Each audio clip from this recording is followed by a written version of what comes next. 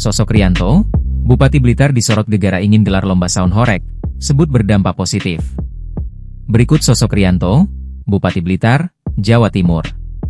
Nama Riyanto disorot setelah menyatakan ingin menggelar lomba saung horeg.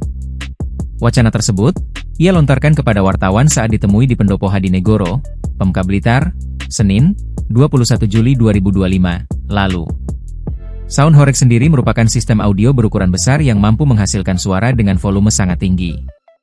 Horeg dalam bahasa Jawa bisa diartikan bergetar. Saung horeg juga dikenal dengan dominan suara bass yang mampu membuat bergetar. Riyanto menyebut, saung horeg memiliki sejumlah dampak positif.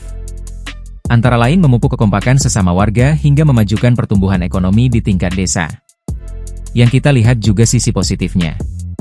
Dengan saung horeg yang sementara masyarakat senang itu tampaknya juga menggiatkan pertumbuhan ekonomi juga, UMKM itu, ujarnya, dikutip dari kompas.com. Meskipun demikian, Riyanto memberikan rambu-rambu terkait lomba saung horeg yang akan digelar. Ia meminta lokasi lomba berada di lapangan sehingga tidak mengganggu warga. Kemudian, ia melarang adanya tarian yang mengandung unsur tak senonoh. Wacana Riyanto ingin menggelar lomba saung horeg menuai beragam komentar dari warganet di akun _ID, yang mengunggah pernyataan Bupati Blitar itu. Ada warganet yang setuju saja dengan rencana itu. Namun ada juga komentar negatif. Dikutip dari Blitarkab.go.id, Riyanto lahir di Blitar, 28 Januari 1953. Ia kini sudah berumur 72 tahun. Riyanto menghabiskan masa kecil di tanah kelahirannya. Dirinya menempuh pendidikan dasarnya di SDN Bendogrit 3 Blitar, 1966.